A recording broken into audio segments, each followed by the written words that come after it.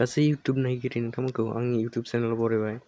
नोंथांमोना दिनै HSLC थामहिनबा मेट्रिक 2020 मेट्रिकनि रिजाल्ट बेखौ खोन्थानो नागिरदों।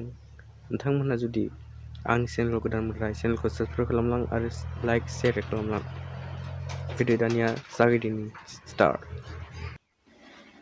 गुबुन गुबुन वेबसाइट एबा इउटुबाव मेट्रिक रिजाल्ट होनायनि सोमोन्दै खोन्थागासिनो दं। मेनि फार्स्ट उइक सोरबा सेकेन्ड उइकआव होगोन होननानै, नाथाय बिसोरो आगयनि भिडिअ 14 टाइमनिफ्राय डाउनलड खालामनानै होनाय जादों। 2018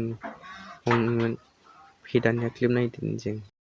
আজি অফিচিয়েলি ঘোষণা কৰিবলৈ বিচাৰিছোঁ অহা 25 মে ৰাতিপুৱা 9 বজাত ৱেবছাইট যোগে ৰিজাল্ট জানিব পাৰিব আৰু 11টা বজাত প্ৰতিটো চেণ্টাৰে বিদ্যালয়ৰ পৰিদৰ্শকৰ কাৰ্যালয়ৰ পৰা হাৰ্ড কপি অৰ্থাৎ result sheet plus marksheet certificate তেওঁলোকে 7টা বজাত সংগ্ৰহ কৰি তেওঁলোকে নিজৰ চেণ্টাৰত 11টা বজাত ঘোষণা কৰে। बे भिडिअखौ 14 टाइमनिफ्राय लानाय जादों। नोंथांमोना नायबानो जाबाय इउटुबाव सार्च खालामनानै 14 टाइम 2001 इयार एग'आ जाबाय।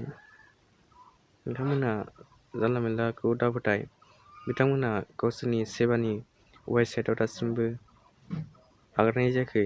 माला होगोन डिक्लेयार खालामथ'वाखै।